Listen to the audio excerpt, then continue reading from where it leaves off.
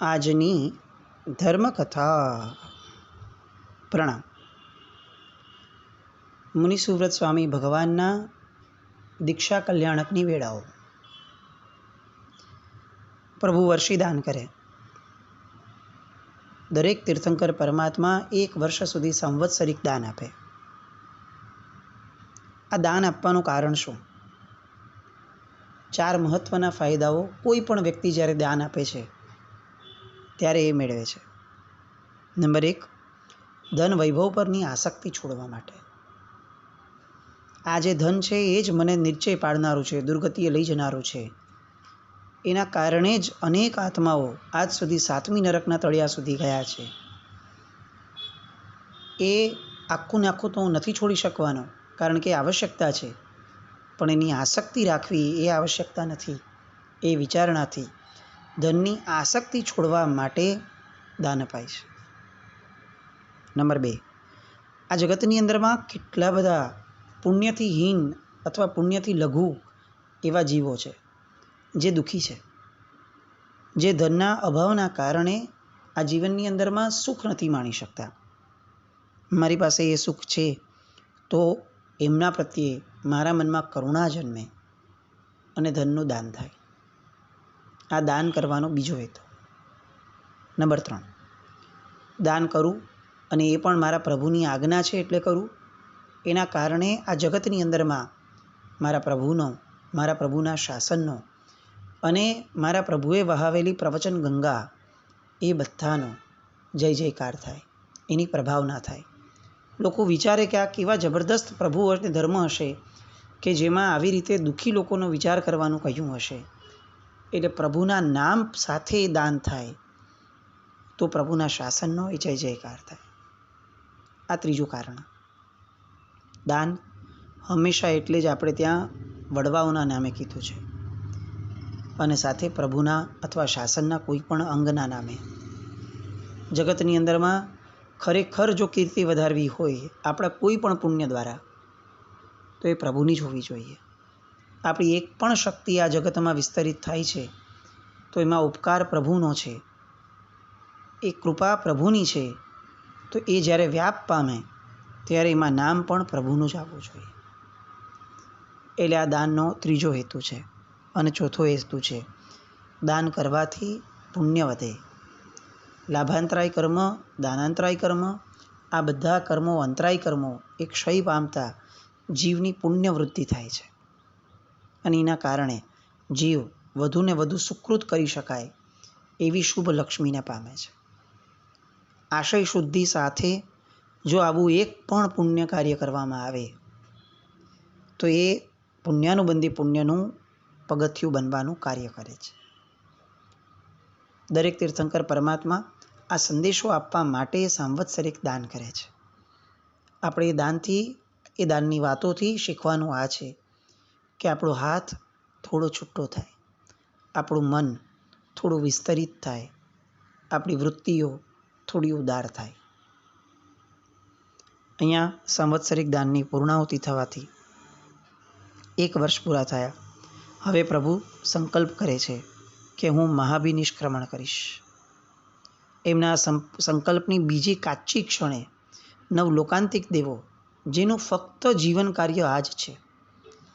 આપણને એમ લાગે કે શું એક એક દેવોની કમાલ છે, આપણે ભણતા નથી ને એટલે કેટલીય વસ્તુ સમજી નથી શકતા. આપણને દેવલોકમાં જવાની ઘણી બધી હોય, કેટલાક આમ કે આવું કરશો તો દેવલોકમાં જશો, સ્વર્ગે જશો, આ તે.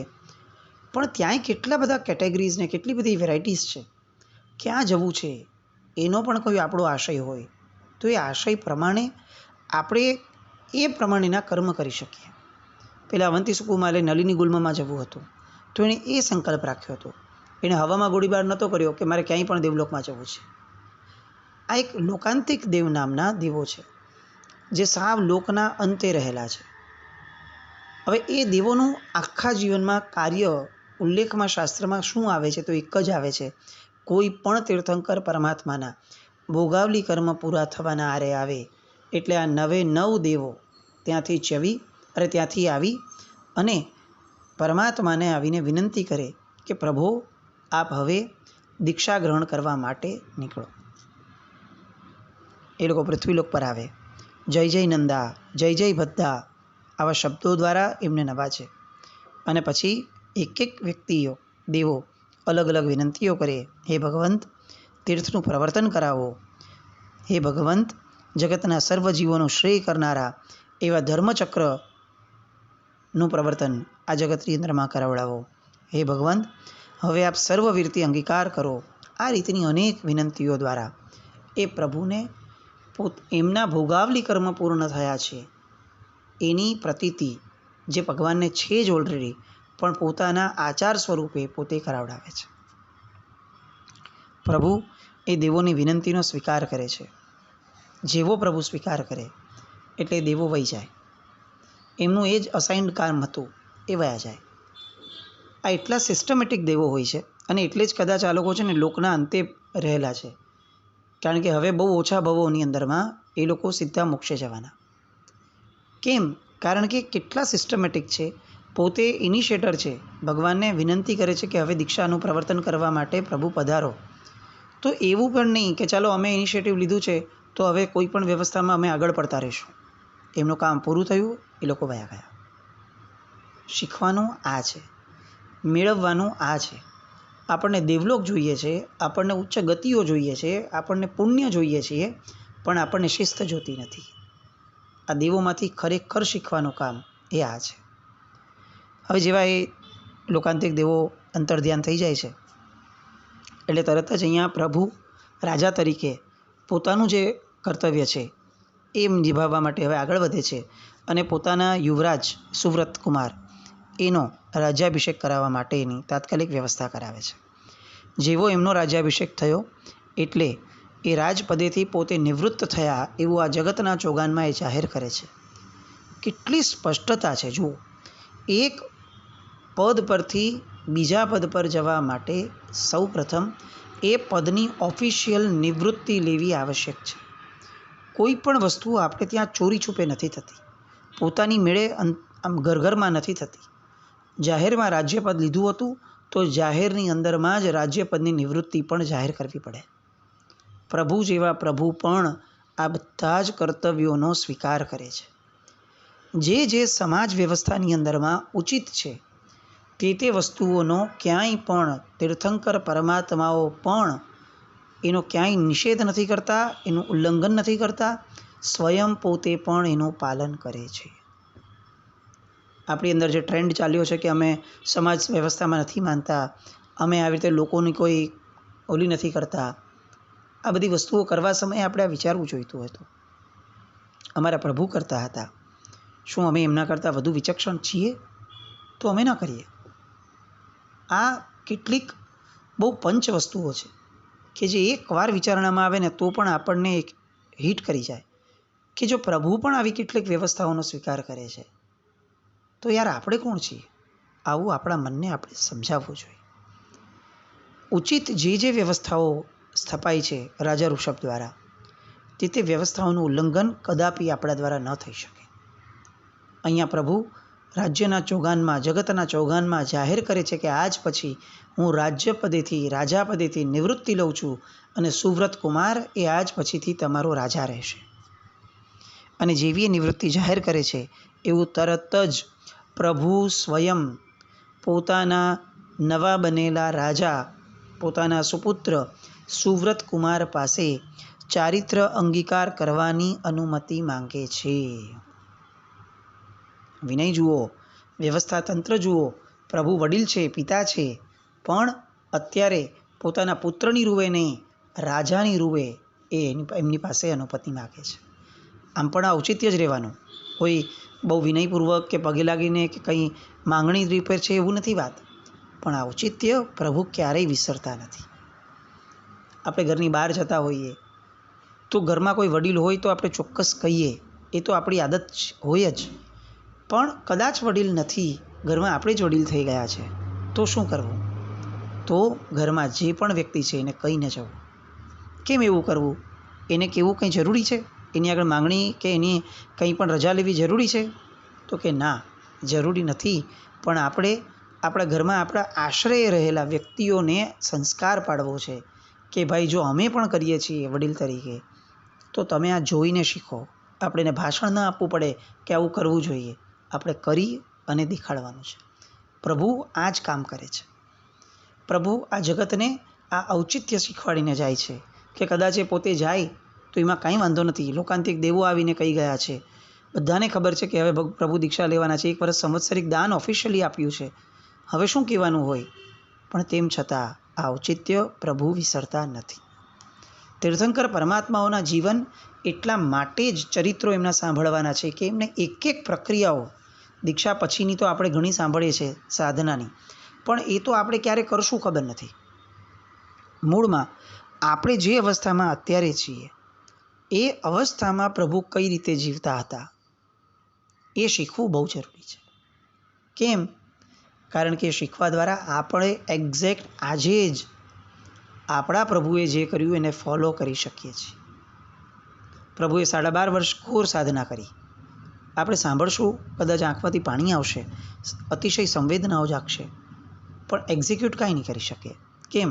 કારણ કે પ્રભુ જેવું સત્વ આપણામાં અત્યારે તો નથી જ. પણ વર્ધમાન સ્વામી ભગવાન એ પોતાના માતા પિતા સાથે કેવી રીતે વર્તતા હતા, કોઈ પણ તીર્થંકર પરમાત્મા પોતાની બેન સાથે કેવી રીતે વર્તતા હતા, પોતાના પુત્ર સાથે કેવી રીતે વર્તતા હતા, એ બધું સાંભળશું તો આજે આપણે એક્ઝિક્યુટ પણ કરી શકશું. એટલે ભગવાનના ચરિત્રો વારંવાર એનું શ્રવણ, એનું આસેવન, એની વિચારણા, એનું ચિંતન કરવું જોઈએ. અહીંયા પ્રભુ પોતાના દીકરા પાસે, રાજા પાસે ચારિત્ર અંગીકાર કરવાની અનુમતિ માંગે છે અને તાત્કાલિક બીજી જ ક્ષણે સુવ્રત રાજા પોતાના સેવકો દ્વારા પિતાજીના દીક્ષાના અભિષેકની સર્વ સામગ્રીઓ તૈયાર કરવા માટેના આદેશો આપે છે. સ્વયં પોતે પણ જોડાય છે. 8 જાતિના 1,000 એવા 1,008 કળશો દ્વારા વિપુલ સામગ્રીઓ ભેગી કરાવડાવે છે. જળ, દૂધ, તીર્થોદક, મંગલમાટી, અસંખ્ય ઔષધિઓ, આવી અઢળક સામગ્રીઓ એનું ચયન કરવાનું શરૂ થાય છે. જેવી આ વસ્તુ થાય છે અને હવે પ્રભુની દીક્ષાના રથયાત્રાનો પ્રારંભ થવાની તૈયારીઓ, પૂર્વ તૈયારીઓ મંડાય છે, તરત જ 64 ઇન્દ્રોના સિંહાસનો કંપાયમાન થાય છે. જુઓ, આ ફરક પડ્યો.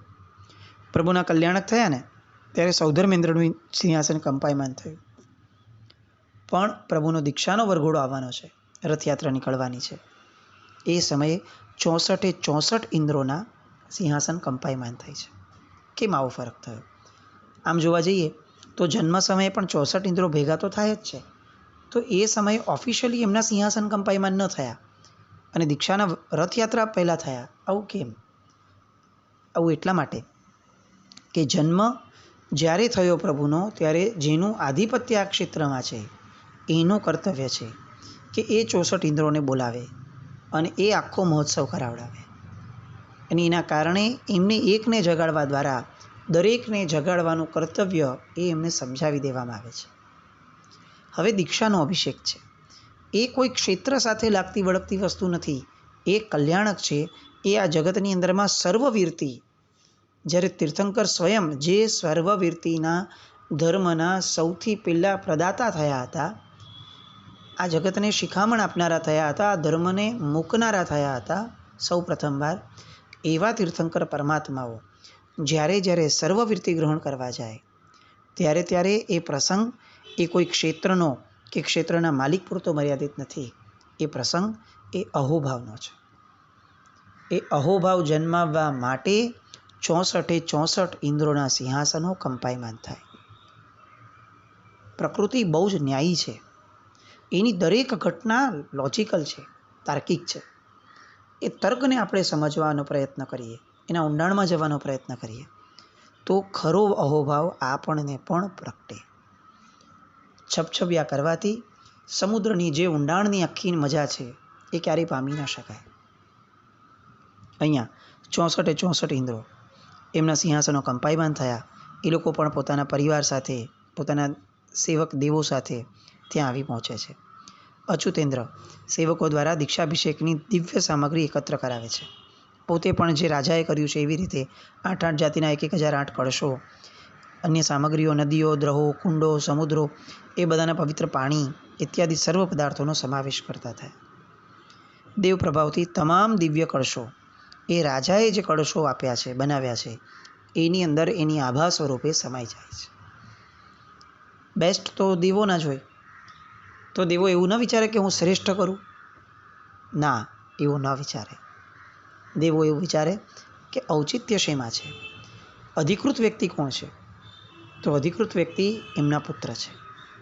જન્માભિષેક સમયે બધું જ દેવોનો અધિકાર હતો, પણ દીક્ષાભિષેક છે, દીક્ષાની તૈયારીઓ છે, અહીંયા અધિકાર એમના સ્વજનોનો છે.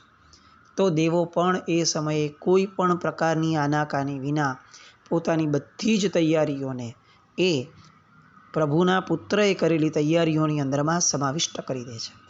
એ પાલખી પણ શ્રેષ્ઠ બનાવશે, પણ અંતે એ પાલખીને સુવ્રત રાજાએ જે પાલખી બનાવી છે એની સાથે એની આભાને સમાવિષ્ટ કરી દેશે. કેવું ઔચિત્ય છે. મારું બધું અલગ હોય, મારું બેસ્ટ હોવું જોઈએ, બીજા કરતાં હું શ્રેષ્ઠ વાપરું. આ બધી વિચારણાઓ જ્યારે જ્યારે આપણે કરીએ છીએ, આપણે એકલા છીએ ને ત્યારની કશો કોઈ પ્રોબ્લેમ જ નથી, ત્યારે આ બધું બહુ સરસ છે. પણ ભેગા રહેવાનો ધર્મ અલગ છે. સમૂહમાં રહેવાની ઔચિત્યની ધારા એ અલગ છે. એ આપણે સમજવી બહુ આવશ્યક છે.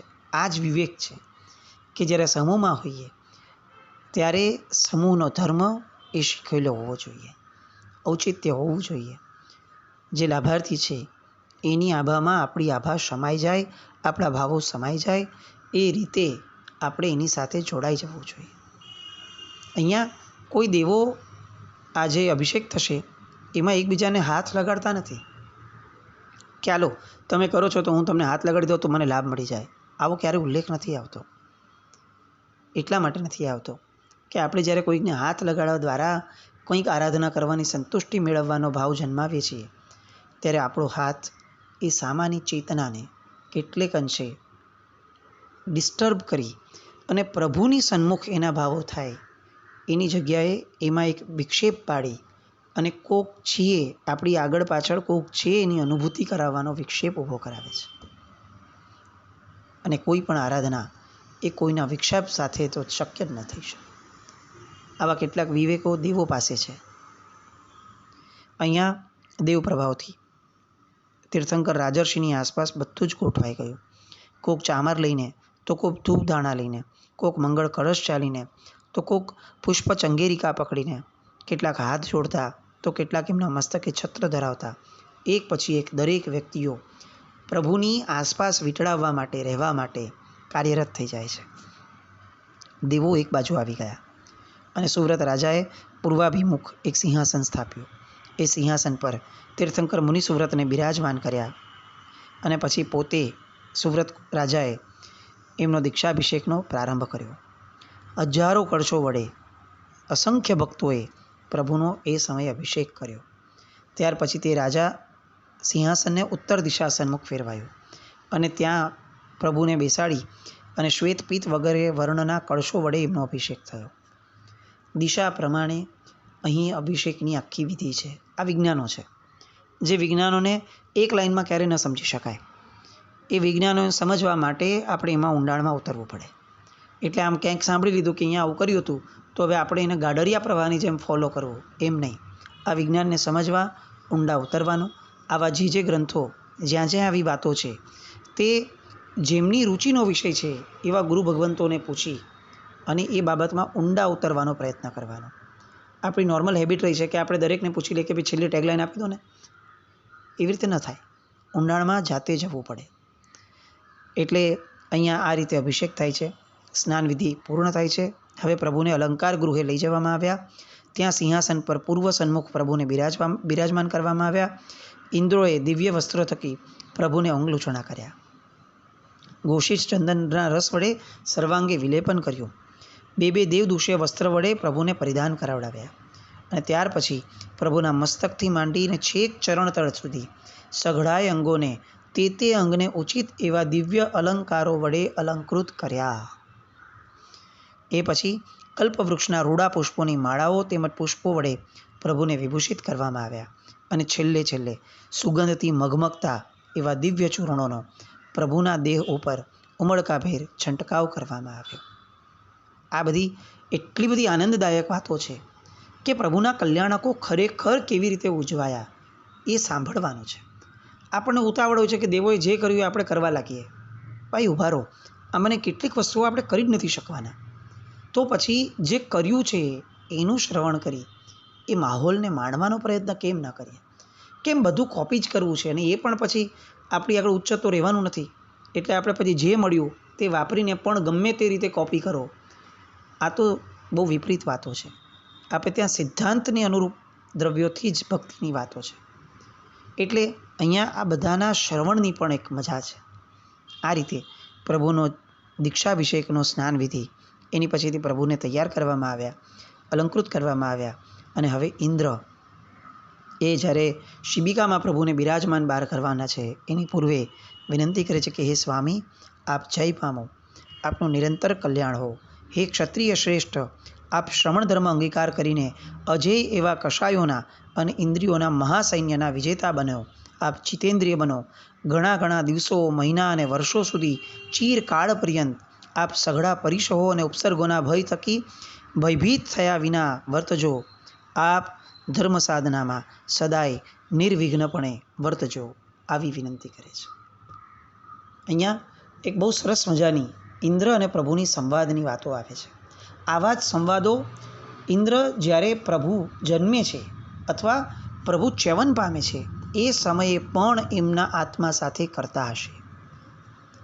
આ કલ્પના નથી, આ હકીકત છે. ભલે આપણને આવા ઉલ્લેખો નથી મળતા એમની વાતોના, પણ એક બહુ સત્ય વાત છે કે ઇન્દ્ર ક્યાંય પણ જો એ માતાને વિનંતી કરી શકે છે કે માતા તમારો જય થાઓ, તો પ્રભુના દેહને, પ્રભુના આત્માને કેમ ન કરે?